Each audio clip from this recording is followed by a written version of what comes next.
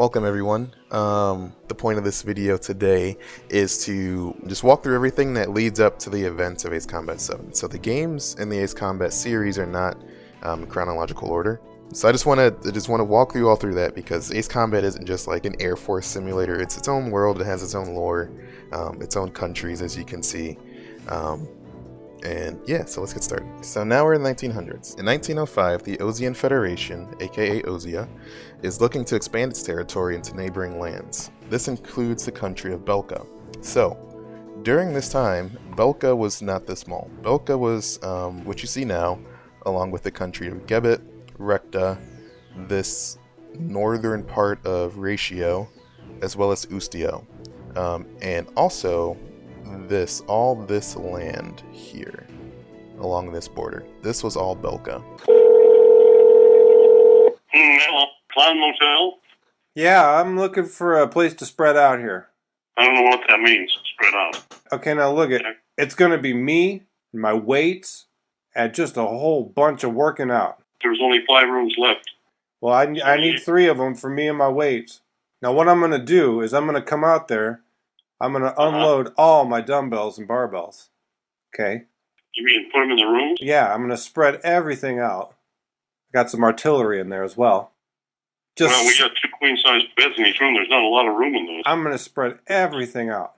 I don't know what that means. This is the catalyst for what is called the Osean War. Belka fights back against Osea. And what's important about this war is that up until this point, up until 1905, there were aircraft that exist in this world, which, by the way, I feel like I should mention is called Strangereal. I don't know if I'm pronouncing that right, but that's how it's spelled. Strangereal. Belka becomes the first country to assemble an air force and also transition from just using aircraft as reconnaissance to using them as weapons. So the Osean War is the event that leads to nations creating air forces and starting to use aircraft as weapons. The Osean War lasted 5 years, so in 1910 it concluded. According to the lore that we have available, it's not clear which side won or if there are any territorial changes either. So Belka is still, we'll call it Greater Belka at this point in time. So Belka is still this entire landmass at the end of the Osean War. So now we skip to the 1940s. Belka is at war with someone. We don't know why they were fighting, who they were fighting, or even what the war was called, but it happened. I wanted to throw that in there because you're going to notice a trend with Belka and wars. So now we skip 20 years later to the 1960s. Sometime between the late 60s and early 70s, Osea invaded southern Belka in what is called the Osean-Belkan War, which is different than all the other Osean-Belkan wars that, happen, that we will see happen. There's also no information on who started this or who won. Again, there were still no geographical changes as far as we know. So, in 1970, pro-democratic riots break out in Belka's eastern territories. So that's like Gebet and Rekta. In Rekta in particular, these riots escalate into what is called the Rektan conflict, not the rectal conflict. I have to keep reminding myself of that. The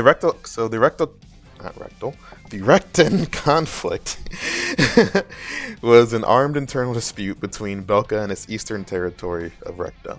A group called the Rektan Liberation Front and a small but skilled Rektan Air Force acted as Rekta's armed forces against Belka's military. After an indeterminate period of fighting, Belka captured the city of Kor and neutralized the Rektan Liberation Front. From there, the democratic riots in Rekta ceased and the conflict ended in 1973. And then in 1970 or 1980 something, on the continent of Osea, which is this one over here. So, on the continent of Osea, there is a revolution happening in the Grand Duchy of Szilágy, which is somewhere. It's somewhere in this area. The revolution was successful. However, Szilágy was soon annexed by the country of Aruzia. A territory called Vaslach, which neighbors Szilágy, was also annexed at the same time by Aruzia. So that's why I was pointing to somewhere in this area of Aruzia, of what you can see is clearly called Aruzia, to point out Szilágy as well as Vaslach. So, a side note that I think I should throw in at this point, So at this time in the 1970s or 80s, Erusia was not this large. Erusia's borders were somewhere following this line. I think maybe like somewhere. Erusia was something like this. Side note number 2, the continent of Osean. You can see it neighbors the continent of Osean. The countries in southern Osean are all pro-Osean. There's a neutral middle, as far as I can tell, and then the northern part of the continent is very against any foreign influence whatsoever. Alright, so now we zoom back out again, see our whole Strangereal map, and we go to definitely the 1980s. Here you can see a country called Yuktobania. In the 1980s, a Cold War breaks out between Osean and the Union of Yuktobania Republic, aka Yuktobania. A Cold War is basically when there's no direct fighting, however there's a conflict. There is tensions between these two countries.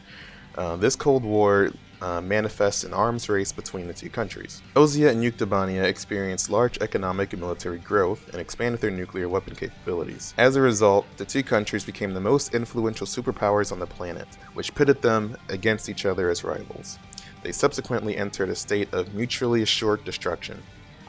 Mutually assured destruction, essentially, so let's just say it's two countries. Two countries both have nuclear capabilities, and they don't like each other. And it's like, okay, we can nuke you, and they're like, okay, you can nuke us, but we're gonna nuke you back. So basically they're just like, if you do anything, everyone's gonna die. We're all dead, okay? So chill, but like also we'll fucking do it. So during this Cold War in the 1980s, a Yuktobanian Navy admiral proposes something called an arsenal ship project. This leads to development of something called the Sinfaxi class submarine. At the same time, Osean proposes a maneuverable orbiting spacecraft. Osean also began developing a nuclear satellite designed to deal mass destruction to missile silos. So now we move to 1985. So now we skip forward to 1985 in an event called the Wellow Incident. An elite Balkan squadron of aircraft called Silver Team intercepts and shoots down a group of unidentified aircraft near the Crescens Island, which is north of Belka. There is this country north of Belka called Wellow. However, the name of the incident comes from a Japanese translation, and there's no evidence actually connecting Wellow to this incident. Alright, so now the year is 1986. A war breaks out that's called the Tiumen Dispute between the country of Kaluga, which is here, and Yuktobania. There's not a whole lot known about the dispute. However, a significant event called the Battle of Zitomir, 80% of the Yuktobanian aircraft were destroyed, along with nearly the entire Kalugan force. It's unclear what happened afterward, other than a bunch of destruction and loss. Now, in 1987, still in Yuktobania, the Calm regime leads a coup in Yuktobania's Republic of Romney. To be honest, I don't know where the fuck Romney is, I just know it's somewhere in Yuktobania. The fighting was between the Calm regime and the Yuktobanian loyalist forces of Romney. Eventually, Yuktobania stepped in and used its air force to silence the Calm insurgents. Now, in that same year, on December 17th, due to increased military spending, which was a side effect of the Osean and Yuktobanian Cold War, everyone felt the need to increase military spending after these two were established as superpowers.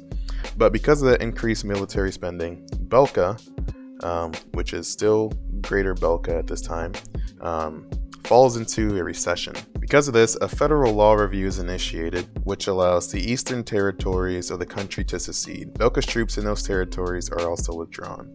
So now, Belka loses Gebet, Rekta, and Ustio. The thing with Ustio, however, is that their secession from Belka was secretly funded by Osean. Osean funded Ustio's secession because they wanted access to the underground resources in Ustio. So basically, Belka's destabilizing, falling apart, which led to what's called the Balkan War. Jump to 1995. Belka invades everyone.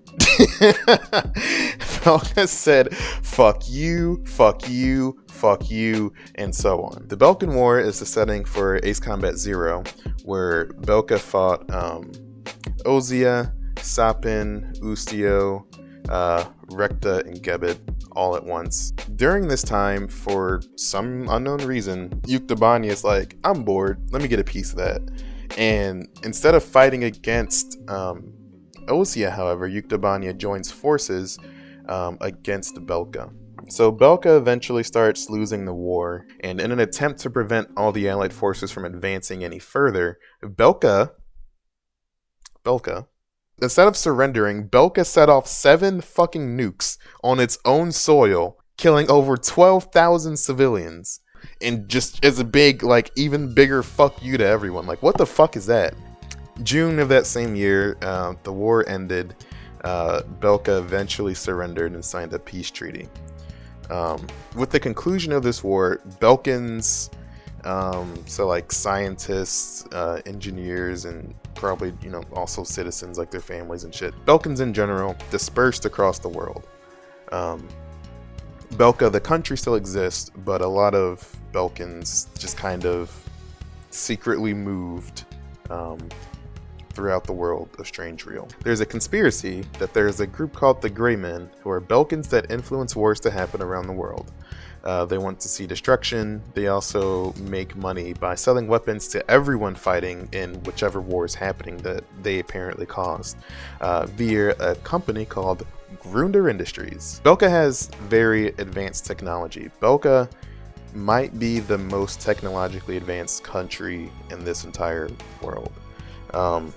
So when wars happen, everyone wants Belkan technology. So if there's wars happening, Belkans are getting rich. And what's funny about that is when I was looking for like a map to use for this video, I kept finding like good maps, but all the maps were JPEGs. So the issue with the JPEG is if I try to zoom into something, like this, for example, you see here that the picture readjusted, so that everything is still clear. With a JPEG, when you try to zoom in, it doesn't change the resolution, so everything just gets all fuzzy and blocky. And if you notice here in the top left corner of this map, that the only good map, literally the one only good map I was able to find, whose logo was on it? Grunder Industries. The only map that I could find that's a PNG so that I could scroll in and actually show this stuff. So I just thought that was really funny how that worked out, like even in the real world, that the Grunder Industries map is the most advanced one and the only one suitable for me making this video. Anyway, back to the lore. Belkan's dispersed, and now there's this looming shadow called the Grey Men. Also during this time, the Cold War between Osean and Yuktabania came to an abrupt end. Both countries decided to slash their military budgets and strengthen their cooperation with one another. Another result of this war is that Belka is now isolated from the international community, except of course for developing and exporting weapons. One more thing that happened is that this western part of Belka now becomes northern Osean. And this land that is now northern Osean is where Grunder Industries resides.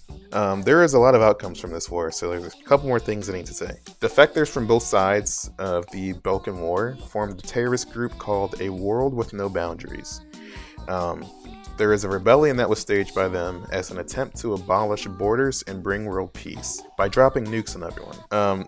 The Allied forces stopped the rebellion fairly quickly though. And one last thing, former Balkan soldiers from this war created a terrorist group called the Falcons of Dawn. They began operations against Osean. As far as we know, this organization is still active.